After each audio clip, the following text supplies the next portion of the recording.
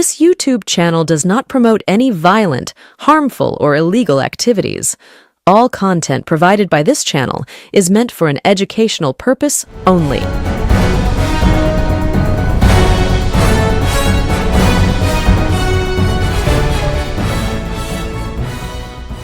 নমস্কার, আমি প্রতিবেদক সায়ন্তন চক্রবর্তী। আপনারা দেখছেন বঙ্গচক্ষু ইউটিউব চ্যানেল। দেখুন, তৃণমূল কংগ্রেস সভানেত্রী মমতা বন্দ্যোপাধ্যায় কিছুদিন আগে ফেসবুক লাইভে এসে আশঙ্কা প্রকাশ করেছিলেন যে তৃণমূল কংগ্রেসের প্রতীক হয়তো হাতছাড়া হয়ে যেতে পারে। সেক্ষেত্রে তিনি কি করবেন সে বিষয়েও তিনি সুস্পষ্ট তার মন্তব্য প্রকাশ করেছেন। তিনি বলেছেন যে যদি আমাদের প্রতীক হাতছাড়া হয় তাহলে নতুন প্রতীক তৈরি করব। মানুষ যেই প্রতীক চাইবে সেটাই হবে তৃণমূল কংগ্রেসের প্রতীক। তো প্রয়োজন পড়লে সেই প্রতীক গলায় ঝুলিয়ে নিয়ে আমরা মানুষের দরজায় দরজায় ঘুরে প্রতীক জানাবো। এর আগেও আমরা যখন নতুন করে তৃণমূল কংগ্রেস দল তৈরি করেছিলাম তখন প্রতীক পাওয়ার মাত্র 1 মাস 22 দিনের মাথায় আমরা নির্বাচনে গিয়েছিলাম। সেই কথাই মমতা বন্দ্যোপাধ্যায়ের গলায় প্রতিধ্বনিত হয়েছে। অর্থাৎ মমতা বন্দ্যোপাধ্যায়ের মনে একটা আশঙ্কা আছে যে হয়তো ঋতব্রতপন্থী তৃণমূল কংগ্রেস মমতা বন্দ্যোপাধ্যায়ের কাছ থেকে তৃণমূল কংগ্রেসের নাম এবং প্রতীক ছিনিয়ে নিতে পারে। সেই কথাই মমতা বন্দ্যোপাধ্যায় বা সেই আশঙ্কায় মমতা বন্দ্যোপাধ্যায়ের গলায় ধরা পড়লো। মমতা বন্দ্যোপাধ্যায় ফেসবুক লাইভে এসে সেই কথাই বলেছেন। একবার শুনি সেই কথা। বিজেপিতে থেকে দল ভাঙার চক্রান্ত। ভাবেন কি যে আমি মরে গেছি? ভাবেন কি আমাদের কর্মীরা মরে গেছে? ভাবেন কি অল ইন্ডিয়া তৃণমূল কংগ্রেস মরে গেছে?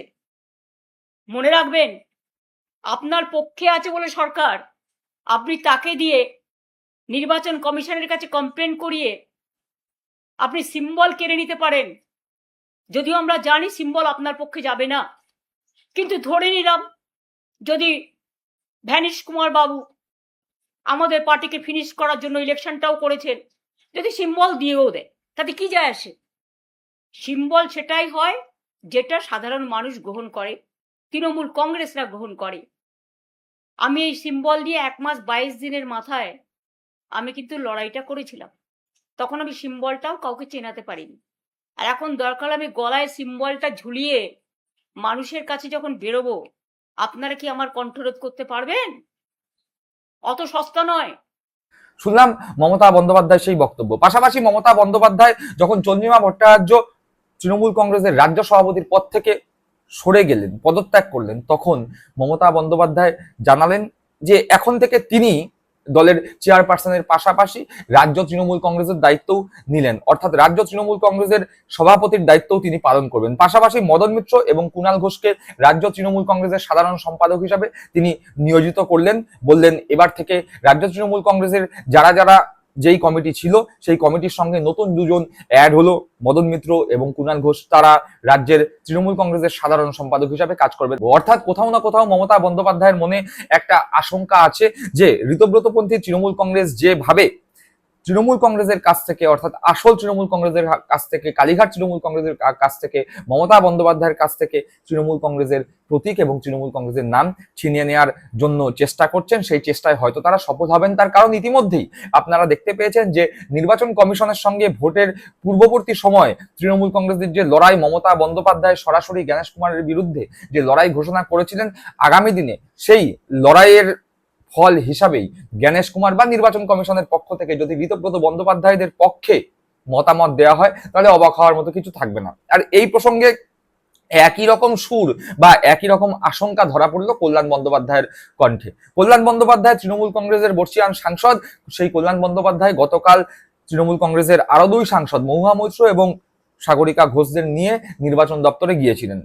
নির্বাচন দপ্তরে গিয়ে কেন তৃণমূল কংগ্রেসের প্রতীক, নাম, তৃণমূল কংগ্রেস অর্থাৎ কালীঘাট তৃণমূল কংগ্রেসের থাকা উচিত সে বিষয়ে সম্পূর্ণ তথ্য দিয়ে এসছেন এবং তিনি সুস্পষ্টভাবে বলছেন যে আইনত তৃণমূল কংগ্রেসের সংবিধান অনুযায়ী তৃণমূল কংগ্রেসের নাম এবং প্রতীক মমতা বন্দ্যোপাধ্যায়ের কাছেই থাকা উচিত।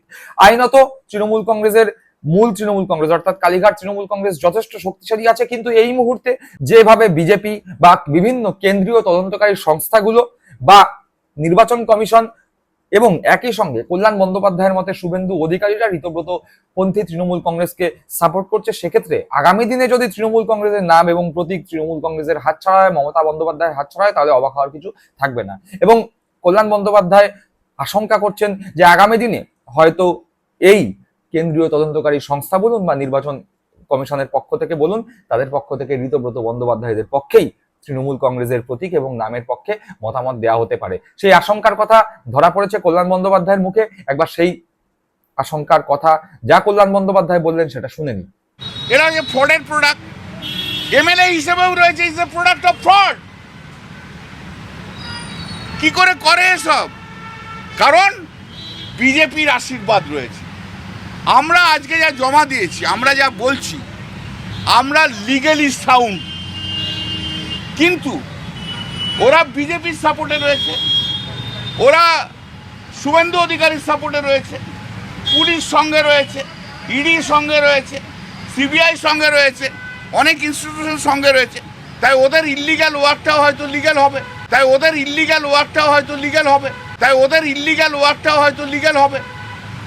কিন্তু লিগ্যালি উই আর সাউন্ড। লড়ে নেবো পশ্চিমবাংলায়, দেখিয়ে দেবো।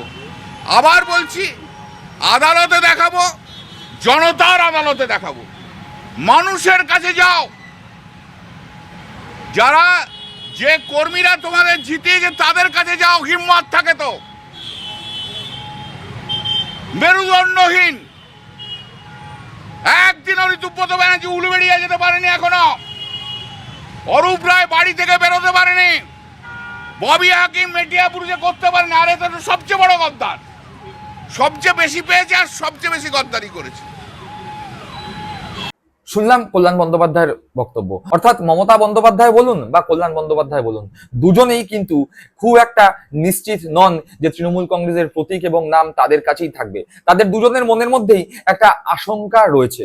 সেই আশঙ্কা থেকেই আগামী দিনে তৃণমূল কংগ্রেসের প্রতীক এবং নাম কার দিকে যায় সেদিকে লক্ষ্য রাখতে হবে। তার কারণ আগামী দিনে এই প্রতীককে সামনে রেখেই ঋতব্রতপন্থী তৃণমূল কংগ্রেস অথবা মমতাপন্থী তৃণমূল কংগ্রেস যেমন বাংলার রাজনৈতিক ময়দানে নামবে, পাশাপাশি যেই দল তৃণমূল কংগ্রেসের নাম এবং জোড়াফুল প্রতীক পাবে না তাদের বেছে নিতে হবে নতুন কোনো দল বা নতুন কোনো প্রতীক। এক্ষেত্রে মমতাপন্থী তৃণমূল কংগ্রেসরা কি নতুন প্রতীক বা নতুন দলকে সামনে রেখে রাস্তায় নামবেন, নাকি মমতাপন্থী তৃণমূল কংগ্রেসরা আগামী দিনে কংগ্রেসের সঙ্গে মিশে যাবেন?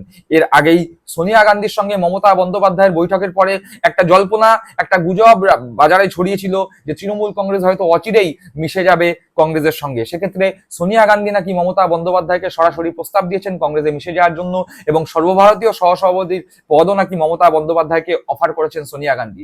যদিও কংগ্রেস এবং তৃণমূল কংগ্রেস উভয় পক্ষের পক্ষ থেকেই বলে দেওয়া হয়েছে এটি সম্পূর্ণ ভুয়ো খবর, কিন্তু তাও রাজনীতি সম্ভাবনার খেলা।